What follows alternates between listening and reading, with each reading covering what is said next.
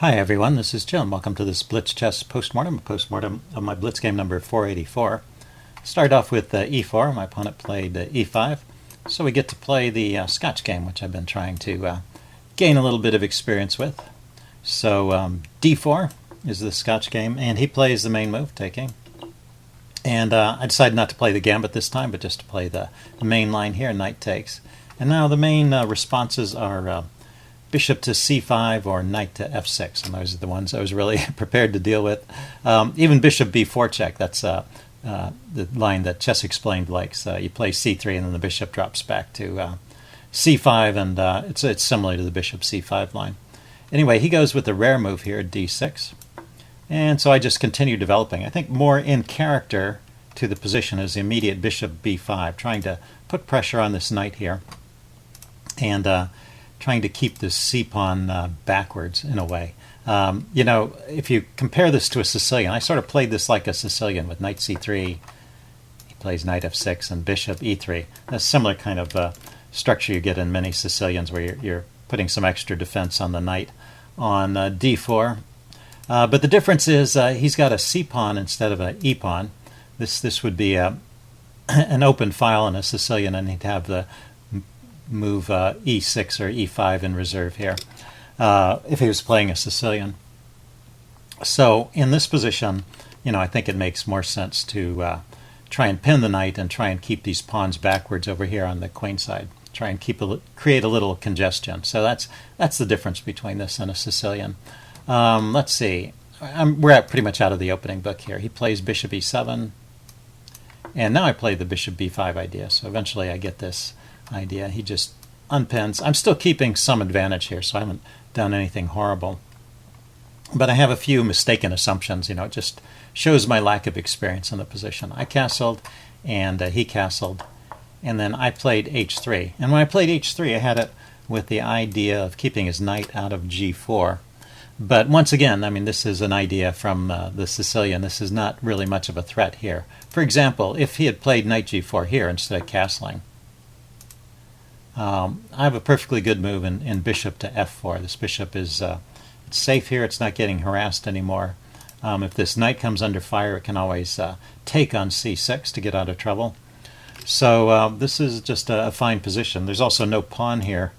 There's no e-pawn to fork the bishop and the knight. That's why this move is not often available in the Sicilians. So I don't really need to be worried about this knight g4 idea. So that's one of the differences between this setup and a Sicilian. Anyway, now I know. Okay, he castled. I play h3. So this gives up some of my opening advantage. He could probably equalize by taking on d4. He plays a6, kicking the bishop, and I take on c6 here. Now, another little nuance here. I could have taken with the knight instead of taking with the bishop, because taking with the knight hits the queen, so he doesn't have time to take my bishop. And I will still mess up his pawns, but I won't give up the bishop pair. The way I play it, I take with the bishop, he takes back with the pawn. So he maintains the bishop pair, and he's suffering these messed up pawns over here on the queen side.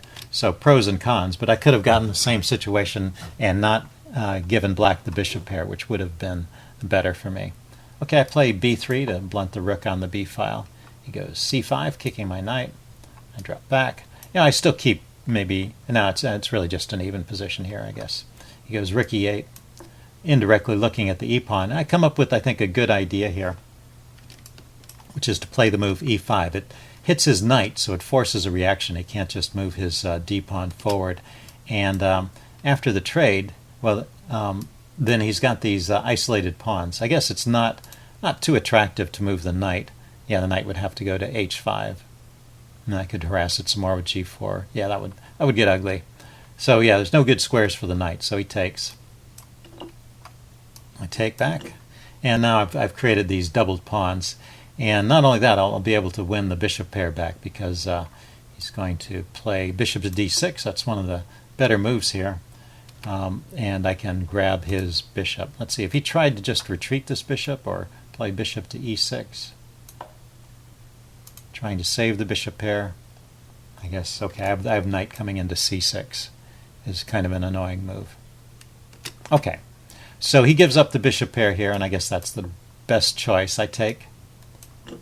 And so now we've got a position where the material's even, and he's got these doubled pawns, so I have the better pawn structure. So I have a pretty comfortable position, pretty comfortable edge here, I guess. Play queen f3, taking a look at his rook in the corner. You know, if he that keeps this other rook tied down, or forces him to move it away, so it kind of gains a tempo. He plays queen e6, and this move queen e6 makes a threat that I did not catch in the game, and then the game goes downhill after that. So here's your tactical quiz for the video. What threat is black making right now? What threat does he have in this position? Okay, well, if you saw the game, you know what it is, but hopefully you spotted this in any case. I think I should normally have spotted this in a blitz game. He's just threatening queen e5 with a double attack. It's threatening checkmate, and it's threatening the loose knight on c3.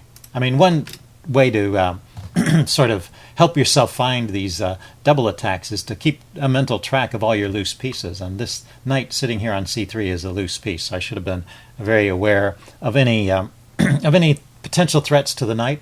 And of course you should always be aware of this this checkmating idea against your king when the bishop is here pointing at the h2 square. So definitely this queen e6 move should have set off alarm bells. But somehow I didn't notice it, and I played rook to d1. And now he executes his threat. And I don't react in the best way. This is another kind of instructive moment. If I just block, which is what I played, I lose a whole piece. But what I can do is I can interfere with the mating threat. I can eliminate the mating threat with the tempo here by taking his bishop. And so I'm giving up a bishop instead of, I'm giving up the exchange instead of giving up a whole piece. And, well, this is kind of a playable position. He takes back. I can play a move like bishop f4, protecting my knight and gaining a tempo on the queen. And I'm down the exchange, but, well, maybe I can play against his weak pawns here. Certainly certainly black is better, but the game would go on. The way I played it, after g3, he grabs the knight, and I'm just down a piece for the rest of the game. I try to complicate things a little bit, but nothing really helps. He just plays very logically, brings his pieces out. Let's see, I went bishop to g5. I was trying to get some pressure on this knight. It was bishop to e5. He's getting his bishop around to a better position. Probably this looks like a good square for the bishop. I kick it, so I'm kind of helping him in a way, but I wanted to free up some of my pieces and cause a little bit of trouble. He played rook takes d1, throwing in this exchange.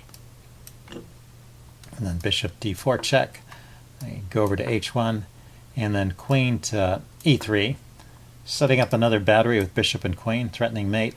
But also he's threatening the g3 pawn. I decided to go for a counterplay. Basically everything loses, so I could have tried taking on f6 right away, but I was trying to grab the knight and grab the rook. Particularly after queen g3, I was thinking, oh, maybe I could. He's left this rook undefended after I take. But what I failed to notice is that queen takes h3 is just mate there, which is funny. He didn't notice it either. So right here, he doesn't have to react to the threat on his rook. He could just take here. And this is a nice checkmating pattern, one you should always keep in mind. The queen is covering all of these squares, and the bishop is covering the dark squares, so the king has no escape. So the nice complementary action between the queen and the bishop, where the queen covers the light squares and the bishop covers the dark squares. Okay, so he played instead rook e1 check, which also wins. I'm forced to take, and then he has queen h3 mate, but he has several mates here. He chooses a slightly slower one. Queen takes e1, but you can see it was still a forced mate in 3. And he plays it out. One mate is as good as another. Once you have a mate spotted, you might as well play it. Not bother worrying to see if there's a faster one. Okay, so nice game. Notice that there was a checkmate hanging over his head all this time. He just had to make every move with check, but it was all there.